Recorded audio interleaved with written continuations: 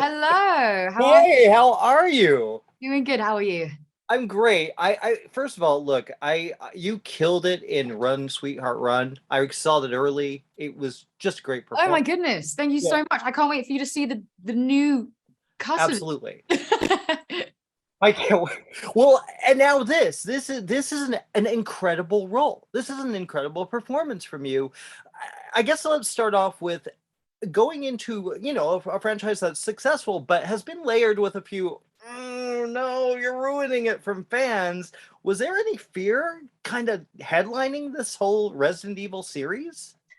Um, I am a fan of the franchise myself, actually. So I sort of knew, exactly what the deal was, I played the video games when I was younger, and I also watched the movies. So it was really important to me to ensure we got that feeling that Resident Evil gives you. Those POV moments, those jump scares, the crazy monsters, the blood and the gore.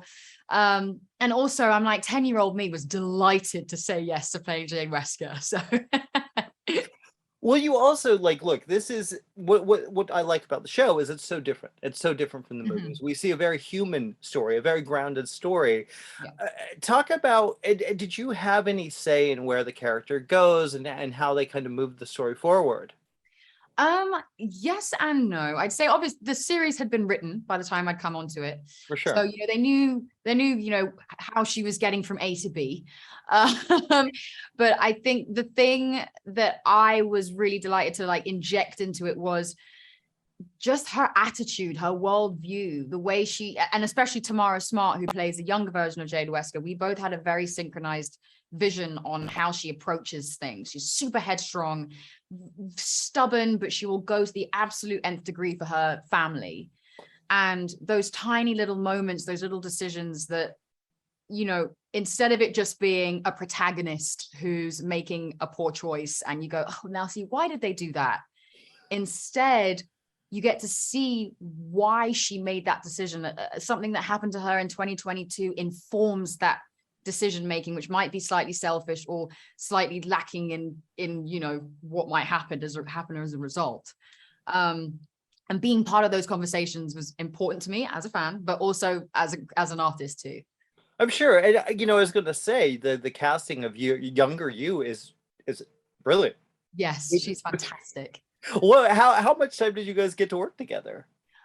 So unfortunately, there is no glitch in the matrix. So we didn't actually work together on set. No, I mean, I'm sorry. I mean, as a rehearsal or talking together. Yes, yes, you can't Yeah, do no, that. exactly. Sorry It's about in that. 2022, and my character was 2036. Yes. So we had a lot of chats sort of early on beforehand, establishing whether it's small actor tics and traits and things that she does as a character, but also I'd watch her on set, she'd come and watch me on set, and just as the show evolved, as our character evolved, we sort of found our stride with everything. Gotcha.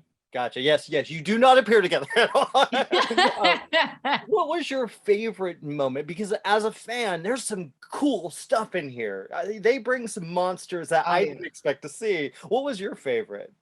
My favorite was probably actually the Lickers. The Lickers I've always been a fan of. And that sequence, shooting that sequence was my favorite. We did it as a one take. And as much as I love the Lickers, we couldn't cast them for real. So it was my mate Danny in a green suit, but nonetheless, I still had just as much fun. Well, you're delightful. It was a pleasure talking to you, and I love your performance here. It's a great show. Thank you so much. Thank you.